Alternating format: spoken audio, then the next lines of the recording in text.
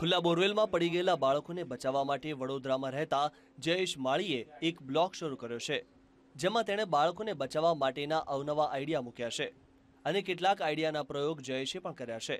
એક પ્રયોગમાં જયેશે જણાવ્યું છે કે 2 બોલ્ટ પર ફેવિક્વિક લગાવીને બોરવેલમાં નાખવામાં આવે અને આ ફેવિક્વિક બાળકના શર્ટ પર લાગી જાય તો બાળકને ખેંચીને બચાવી શકાય છે અથવા બાળકને બોરવેલમાં વધારે ઊંડે જતા રોકી શકાય છે। इट मीन्स के 4 વર્ષના બાળકો જે છે એમની ઉંમર માંડ 10 થી 15 કિલો હોય છે તેમનો વજન। એટલે હું કહું છું અહીંયા ખાલી જસ્ટ 500 ગ્રામમાં પણ 2 બોલ્ટ મૂકી દેવામાં આવે ને એને ફેવિક્વિક વધારે નાખીને મૂકવામાં એના શરીર પર મૂકવામાં આવે તો એ ચપકી જશે અને બાળક જ્યાં છે ત્યાંનું ત્યાં રોકાઈ રહેશે।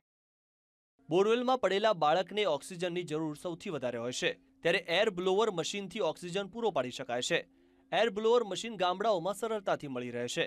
આ સાથે બોરવેલમાં પડેલા બાળકને હેવી વેક્યુમ ક્લીનર મશીન દ્વારા પણ બચાવી શકાય છે।